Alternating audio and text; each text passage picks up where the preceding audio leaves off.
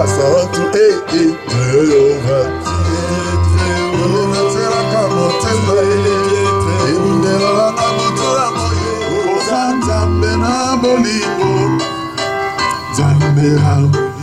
Yeshua, tu es le Dieu, ta vie ne change pas. Oh, ma vie ne change pas, ta vie ne change pas.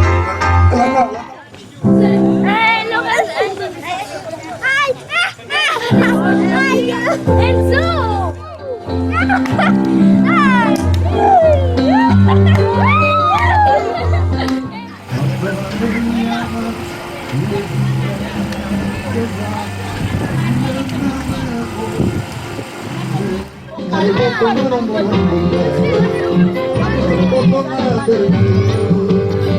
Qui vous choisissez?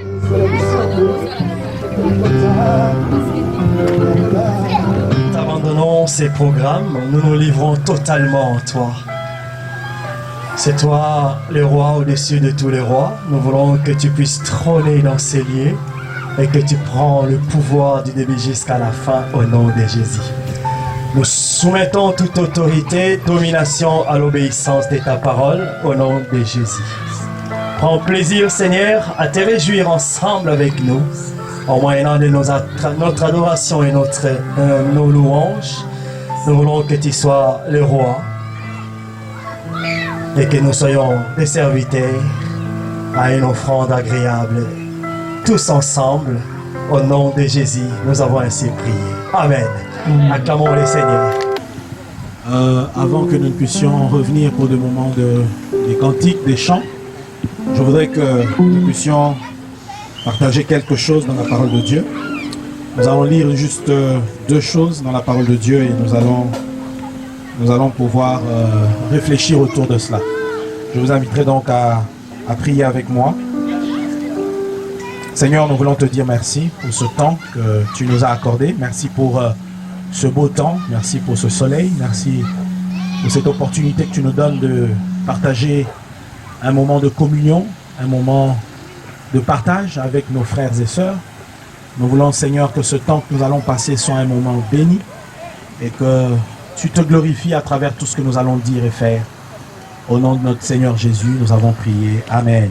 Amen. Amen. Amen. Est-ce qu'on peut acclamer très fort le Seigneur? Gloire à Dieu. On peut se saluer à gauche, à droite avec un grand sourire. Un grand sourire. Voilà. Dieu soit loué. Nous sommes dans la joie de passer ces bons moments ensemble.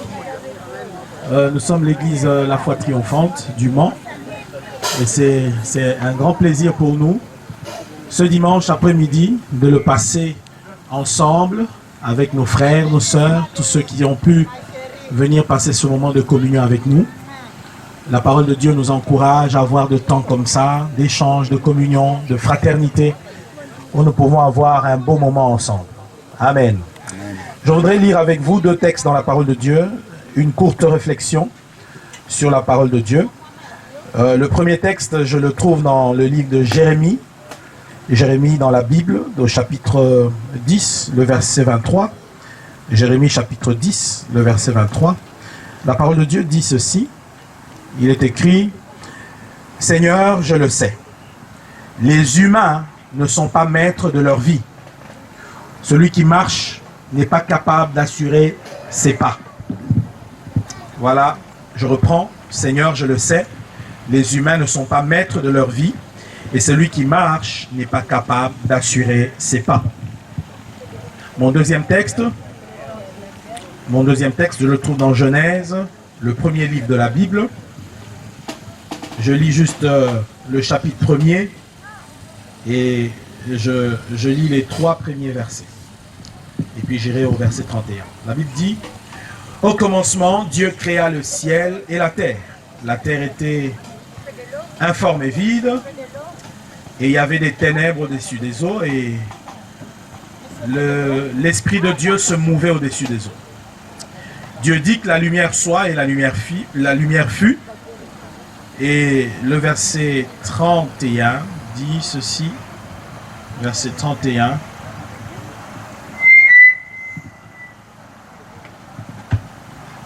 Il est dit, Dieu regarda tout ce qu'il avait fait et il vit que c'était une très bonne chose.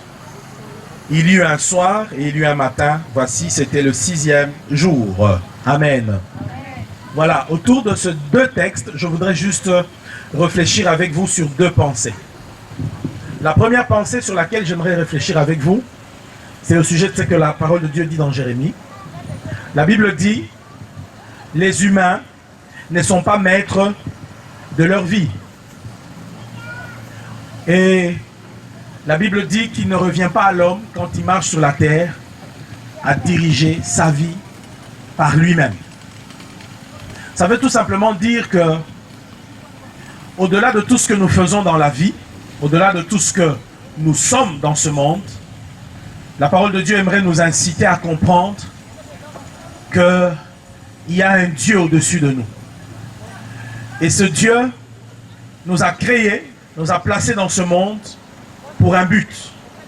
Il est dit dans sa parole que tout ce qu'il a fait pour un but. Vous savez, chaque chose qui vit dans chaque être humain, chaque être vivant, j'allais dire, qui vit dans ce monde, ne vit pas par hasard. Ils vivent tous pour un but, et les humains aussi. Et l'homme ne peut se passer de Dieu. Nous pouvons faire des tas de choses dans la vie. Nous pouvons nous retrouver dans bien de choses dans la vie. Mais il est important que nous n'oublions jamais Dieu. Pourquoi? Parce que, d'après la parole de Dieu, un jour, nous serons appelés à pouvoir rendre compte de notre vie auprès de Dieu par rapport à comment nous avons vécu sur cette terre. Alléluia. Voilà pourquoi ma réflexion tourne autour de cela. Quand vous lisez la parole de Dieu, vous verrez que à la création, chaque être vivant a été tiré de quelque part. Par exemple, quand vous lisez la Bible dit que pour créer les plantes, Dieu parla à la terre et il ordonna que la terre produise les plantes. Pour pouvoir créer les poissons, Dieu parla à l'eau, ordonna que l'eau produise les poissons. C'est pourquoi vous verrez que les plantes ne peuvent se passer de la terre. Elles ont besoin de la terre pour y pousser, grandir et produire du fruit. Amen. De même aussi, les poissons ne peuvent se passer de l'eau. Ils ont besoin plutôt de pouvoir demeurer dans l'eau pour vivre, parce que quand on les tire de l'eau, ils suffoquent et finissent par mourir. Mais ce que nous devons savoir, autant les plantes ont été tirées de la terre et les poissons ont été tirés de l'eau, la parole de Dieu dit quant à l'homme que l'homme a été tiré de Dieu. C'est-à-dire que Dieu n'a pas parlé à la terre pour produire l'homme, Dieu n'a pas parlé aux eaux pour produire l'homme, mais Dieu a dit faisons l'homme à notre image. C'est que l'homme est une émanation de Dieu. L'homme vient de Dieu. Et autant le poisson ne peut vivre ne peut vivre en dehors de l'eau, ainsi l'homme ne peut vivre en dehors de Dieu. Nous avons constamment besoin de Dieu. Et ça, nous pouvons le vivre, le réaliser par rapport à notre course de tous les jours, dans tout ce que nous faisons. Il est vrai que nous poursuivons des choses, nous acquérons des choses sur cette terre, nous réalisons des choses, mais au-delà de tout, nous réalisons quelque part qu'il y a toujours un vide dans nos cœurs, et ce vide ne peut être comblé que par l'origine de notre être qui est Dieu. Amen. Amen. C'est pourquoi il est important, pour que nous connaissions un vrai bonheur.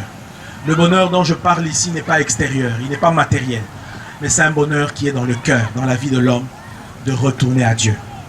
Une des choses qui a fait que les hommes aujourd'hui deviennent de plus en plus malheureux, c'est parce que les hommes sont allés loin de Dieu. Les hommes se sont retirés de Dieu. Vous savez, quand vous sortez le poisson dans l'eau, il suffoque. Et beaucoup suffoquent également loin du Seigneur.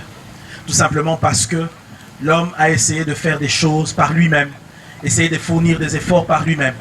Mais quelque part, la nature, le monde qui nous entoure prouve que l'homme reste limité. Il y a des problèmes dans ce monde auxquels nous ne savons donner des réponses ni de solutions. Ma deuxième réflexion vient autour du texte que nous avons lu de la création. Vous savez, la parole de Dieu dit au commencement, la terre était informe et vide. Quand vous étudiez un peu de l'hébreu, dont les récits bibliques ont été tirés, le terme informe et vide de l'hébreu signifie tout simplement le chaos, le désordre, les tohu-bohu. En d'autres termes, la terre sur laquelle nous vivons aujourd'hui, qui est très bien présentée, qui est belle, n'a pas commencé ainsi. Au départ, elle était informe et elle était vide. C'est-à-dire qu'elle était dans le désordre. Elle n'avait pas d'effort. Mais qu'est-ce qu'on remarque? On se rend compte que Dieu n'a pas laissé la terre à cet état. Il a travaillé pendant les 6 jours de la création à mettre les choses en ordre jusqu'à ce que la terre est devenue quelque chose de beau. C'est ainsi qu'à la fin de son travail, il regarda sa création et il trouva que tout ce qu'il avait fait était bien. Ceci veut dire quoi? Il est possible que vous également, dans votre vie, vous connaissiez des situations où vous êtes un peu comme la terre au commencement, informe et vide. C'est le désordre, c'est la confusion dans votre vie. Vous vivez certaines choses qui semblent vous dépasser. Vous êtes déprimé, vous êtes abattu, peut-être pour certaines situations, certaines réalités. Mais j'aimerais vous dire que le Dieu qui existe, qui vit là-haut dans les cieux, est capable de mettre de l'ordre dans votre vie. Il est capable de pouvoir vous aider, comme il l'a fait pour la terre, de sortir de quelque chose de confus, de désordonné. Il en a sorti quelque chose de beau, quelque chose de bien. Vous savez, nous tous aujourd'hui qui prêchons la parole de Dieu, qui nous retrouvons là, nous n'avons pas commencé tel que nous sommes. Nous étions aussi de ces hommes qui menions la vie sans Dieu, vivant dans les plaisirs de ce monde, vivant dans le péché, faisant ce que nous voulions. Mais nous avons fini par réaliser que ces choses étaient vaines. Tel que le dit la parole de Dieu, vanité de vanité, tout n'est que vanité. Mais vous savez, il se passe aussi une autre chose. La plupart des gens que vous abordez aujourd'hui dans ce monde, quand vous leur parlez de Dieu, ils disent « Oh, votre Dieu là, votre Dieu, votre Dieu. S'il existait vraiment, pourquoi il y a tant de problèmes dans le monde? Pourquoi il y a tant de souffrances? Pourquoi il y a tant de maladies? Pourquoi il y a tant de guerres? Pourquoi il y a tant d'injustices dans ce monde? » Et les gens ont tendance à accuser Dieu. Mais un jour, vous savez, je réfléchissais dans la parole de Dieu. Et le Seigneur m'a fait comprendre une chose. Vous savez, si aujourd'hui, il se passe des accidents sur la route, les accidents dans la circulation avec des véhicules, vous n'allez pas pour autant accuser le ministre de Transport. Si vous allez auprès du ministre de Transport pour lui dire « Mais il y a des accidents partout, les voitures font des accidents, les gens meurent, ainsi de suite », il vous donnera une réponse. Il vous dira « Il y a un code de la route.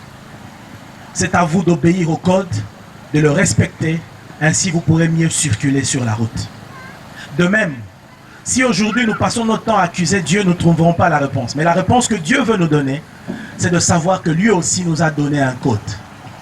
Et ce code, c'est sa parole. Si les hommes prenaient un peu plus de temps à pouvoir essayer de comprendre ce que Dieu a dit dans cette parole, à essayer de pratiquer ce que Dieu a dit, je crois que nous vivrons dans un monde meilleur. Amen.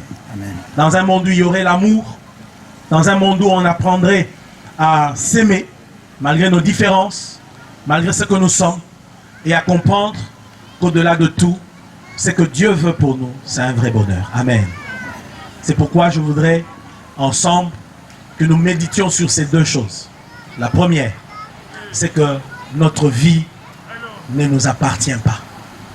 Il y a un Dieu là-haut dans les cieux qui nous a donné cette vie. Et cette vie est passagère. Quand vous lisez la parole de Dieu, la vie de l'homme est comparée à une vapeur. Elle est comparée à la rosée. Elle est comparée à une plante. Et le dénominateur commun de tout cela, c'est quoi? C'est qu'elle est courte. Elle passe vite. Et après cette vie, nous aurons un jour de compte à rendre au Seigneur. Il nous posera la question, comment avons-nous mené notre vie sur la terre? Et de notre côté, nous ne devons pas oublier que tous, dans tout ce dans quoi nous sommes, malgré ce que nous vivons, qui semble être frustrant, qui semble nous décourager, nous déprimer, il y a un Dieu capable de mettre de l'ordre dans nos vies. Mais il faut simplement que nous apprenions à venir vers lui pour faire le pas vers lui. Et la parole de Dieu nous dit qu'il y a une seule façon sur cette terre de venir auprès de Dieu, c'est en la personne de Jésus-Christ. Car il n'y a sous ce soleil aucun autre nom par lequel nous pouvions être sauvés, si ce n'est le nom de Jésus-Christ de Nazareth, qui est mort, qui a donné sa vie pour nous. Et la parole de Dieu dit, celui qui croit en lui a la vie éternelle. Amen. Amen. Baissons nos têtes dans la prière. Je reconnais que tu peux tout et que rien n'était impossible. Je reconnais que tu peux tout et que rien n'était impossible. Chantons encore, je reconnais. Je reconnais que tu peux tout, que tu peux tout et que rien n'était impossible.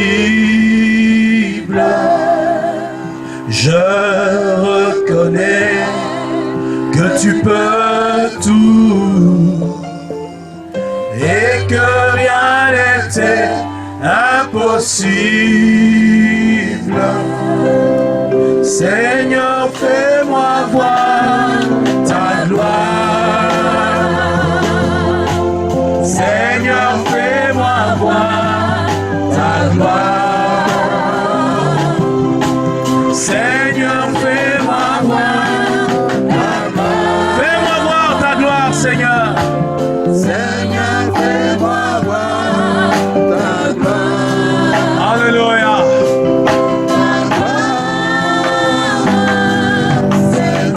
Oui, ta gloire, Seigneur. Seigneur, fais-moi voir ta gloire. Chacun de nous peut demander au Seigneur, fais-moi voir ta gloire sur cette terre des hommes. Je voudrais te livrer ma vie tout entière. Je voudrais que tu me diriges, Seigneur. Je voudrais que tu me guides, oh Dieu.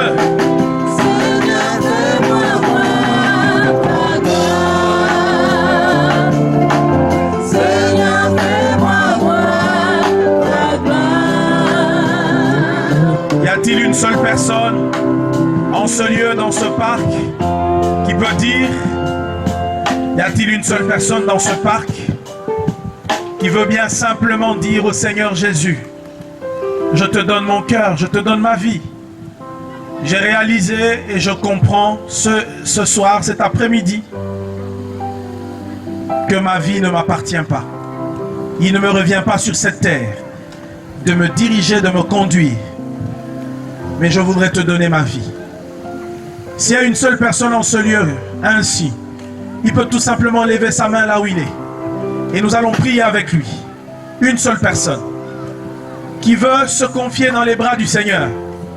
Qui veut dire, Seigneur, je me donne à toi. Alléluia.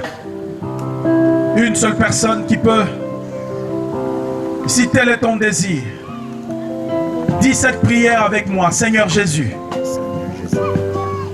je viens à toi cet après-midi. Seigneur, je te donne mon cœur. Je me livre à toi. Et je réalise que tu es mon créateur. Tu m'as placé sur cette terre pour un but. Et je voudrais vivre d'après ce but, Seigneur.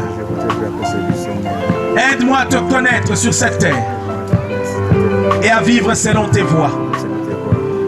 Dans le nom de Jésus, je te donne mon cœur, je te donne ma vie.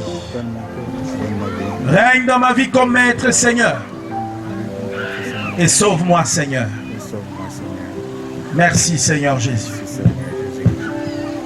Y a-t-il une personne encore qui semble être perdue, dépassée par les événements de la vie? Peut-être que tu es en ce lieu, tu es déprimé, tu es découragé, c'est la confusion dans ta vie. Mais tu voudrais que l'on prie pour toi, que l'on demande à Dieu de te secourir, de venir à ton aide.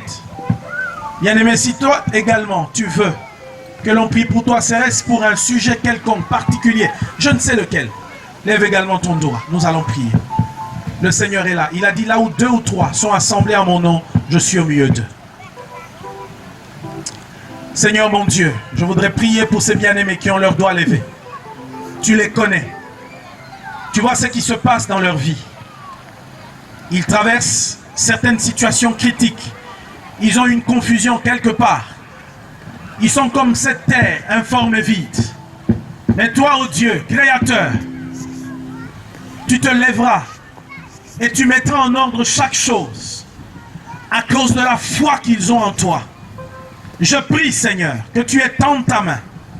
Et s'il y a des personnes en ce lieu qui, d'une manière ou d'une autre, s'attendent à toi, serait-ce pour quelque chose, une guérison quant à une maladie, Seigneur, un couple qui est en train de se briser, Seigneur, une confusion, je ne sais laquelle, une dépression, ils se sentent seuls, abattus, découragés. Je prie dans le nom de Jésus-Christ, qui est mort à la croix, qui a donné sa vie pour nous, qu'une intervention surnaturelle se produise au nom de Jésus-Christ. Je prie, Seigneur, que tu étendes ta main et que tu opères un miracle pour mon frère, pour ma soeur, qui s'attend à toi, qui est venu en ce lieu, dans le nom puissant de Jésus-Christ. Merci, Seigneur Jésus. Merci, Seigneur Jésus-Christ. Je voudrais te remercier pour ce moment que nous passons. Merci pour ce temps d'agapé, de communion, de partage. Je prie pour tous ceux qui se retrouvent dans ce parc et même ceux qui nous observent de loin, Seigneur, qui ne comprennent peut-être pas ce qui se passe. Que le Saint-Esprit les touche, que le Saint-Esprit produise quelque chose, que le Saint-Esprit les convainc du péché, de la justice et du jugement, qu'il les rende conscients de l'œuvre accomplie à la croix de Jésus et que, Seigneur, ils parviennent au salut. Merci pour ta puissance qui est sur ce lieu.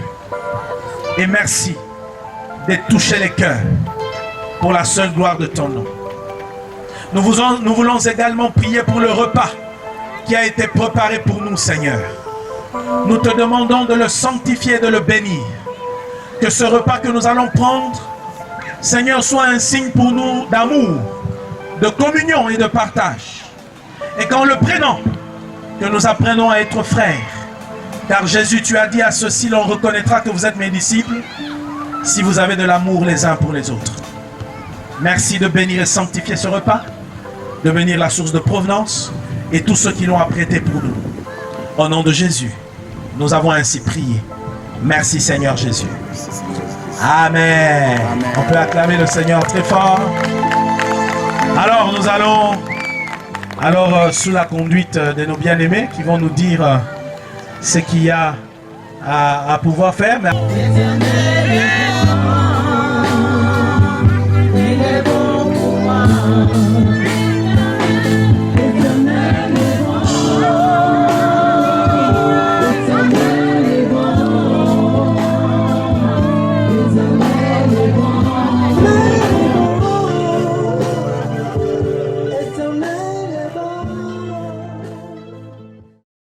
Alléluia. Même si ta belle famille ne veut plus de toi. Alléluia. Même